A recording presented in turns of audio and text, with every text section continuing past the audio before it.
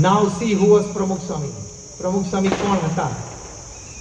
પ્રમુખ સ્વામી તુરંત બોલ્યા કે ટીકા કરનાર વ્યક્તિ ખોટો હોય તો અમે એની સાથે ઝઘડવા નથી જતા, એને જવાબ આપવા નથી જતા.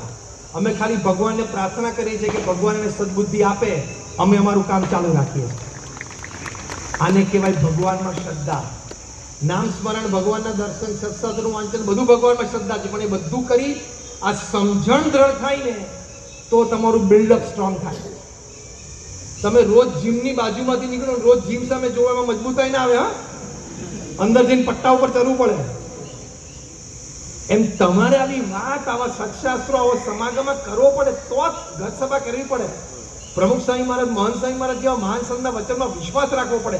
એમના જીવનમાંથી 2-5 વસ્તુ શીખવી પડે તો મજબૂતાઈ આવે, નહીં તો તમને કોઈ મજબૂતાઈ ના આવે. તો બિલ્ડ યોર સેલ્ફમાં આપણે આ 4 વાત કરી. એ 4 વાત આપણે હૃદયમાં રાખવાની. પહેલી વાત પવિત્રતા, પવિત્ર જીવન જીવવું. બીજી વાત પરિશ્રમ, નીતિમય પરિશ્રમ કરવો. ત્રીજી વાત પારિવારિક જીવન, એટલે કે સદગુણ અને સંસ્કારે યુક્ત પારિવારિક જીવન. અને ચોથી વાત પરમેશ્વર પ્રત્યેની શ્રદ્ધા, આસ્થા. આ 4 આપણા જીવનમાં હોય, જીવન તો સુખમય જાય, પરિવારનું પણ જાય અને તમારી પેઢીઓમાં તમે સંસ્કાર પણ આપી શકો.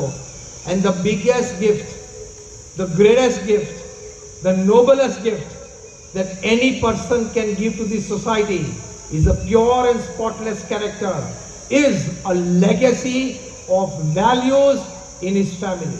આ સૌથી મોટી ભેટ તમારી સમાજને તમે આપી શકો છો. એ ભેટ આપવા માટે આ સત્સંગ છે. તો આપ સર્વે માટે ખૂબ પ્રાર્થના છે. આપ સર્વે અને આપ સર્વેના પરિવારજનોમાં આ બધી વાતો દ્રઢ છે, વિશેષ દ્રઢ થાય એની માટે અમે પ્રાર્થના કરીએ છીએ.